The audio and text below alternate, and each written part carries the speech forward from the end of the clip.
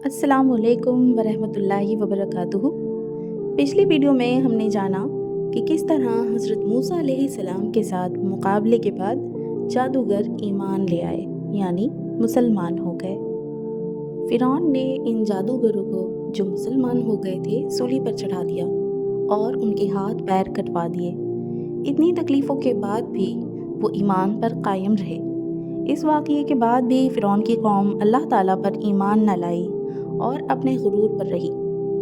अल्लाह ताला बड़ा मेहरबान है, वो बार बार अपने बंदे को सीधी राह दिखाता है।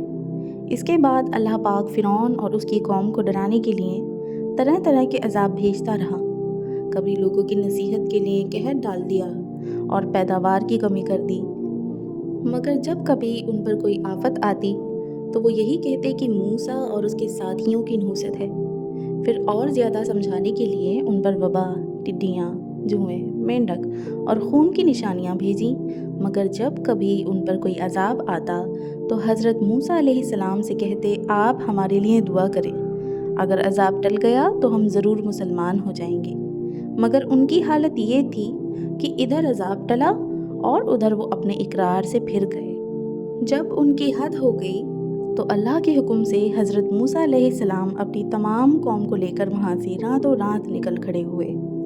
फ़िरौन ने भी शरारत और जुल्म से उनका पीछा किया और सुबह होते ही उनको समुद्र के करीब जा लिया। मूसा अलैहिस्सलाम के साथी चिल्लाए कि हम पकड़े गए।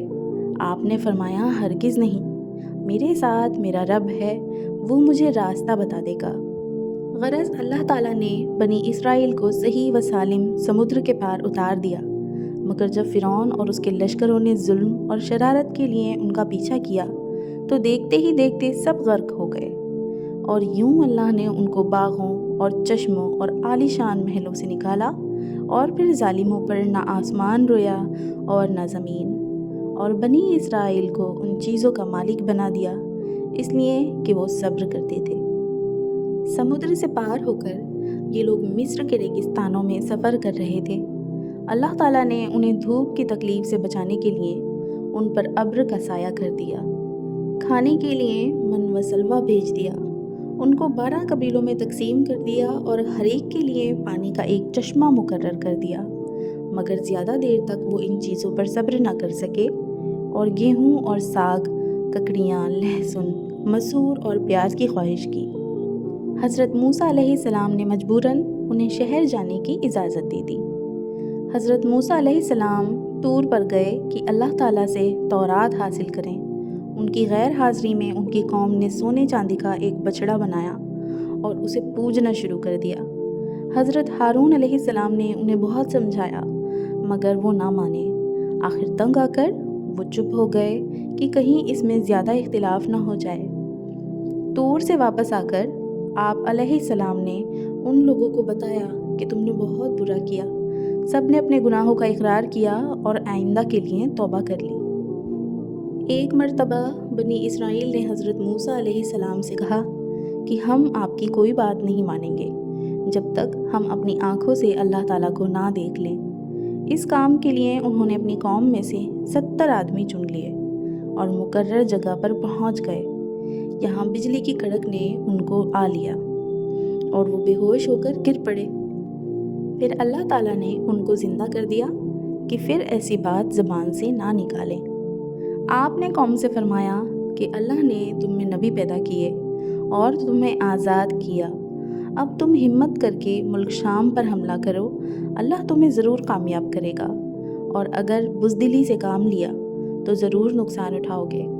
मगर उन लोगों ने साफ इनकार कर दिया और कहा, वहाँ रहने वाले बड़े बहादुर और जवान मर्द हैं, और अगर वो अपने आप इस मुल्क को खाली कर दें तो हम ज़रूर इस मुल्क पर कब्ज़ा कर लेंगे, वरना आप जाने और आपका खुदा, हम तो यहाँ से 1 इंच आगे नहीं बढ़ेंगे। आप उनका जवाब सुनकर बहुत नाराज़ हुए और दुआ की, ऐ मेरे परवरदिगार, मुझे और मेरे भाई को इन नाफरमानों से अलग कर दे। अल्लाह ताला की तरफ से इरशाद हुआ कि तुम इन बदबख्तों में रंज ना करो, हमने 40 साल तक इनका दाखिला मुल्क शाम में बंद कर दिया है, ये जंगल ही में भटकते फिरेंगे। भला अल्लाह ताला उनका साथ क्यों न देता। कहानी यहीं ख़त्म नहीं होती। اگلی ویڈیو میں ہم بات کریں گے حضرت موسیٰ علیہ السلام کی حضرت خضر علیہ السلام سے ملاقات۔ تو آج کی ویڈیو آپ کو کیسی لگی؟ کمنٹ باکس میں اپنی رائے ضرور دیں۔ اگر اچھی لگی ہو تو زیادہ سے زیادہ شیئر کیجیے، لائک کیجیے، چینل سبسکرائب کر لیں آنے والی ویڈیوز اور لائیوز کی نوٹیفیکیشن کے لیے۔ انشاءاللہ ملتے ہیں اگلی ویڈیو میں آگے کی کہانی کے ساتھ۔ تب تک دعاؤں میں یاد رکھیں اور اپنا خیال رکھیں۔ اللہ حافظ۔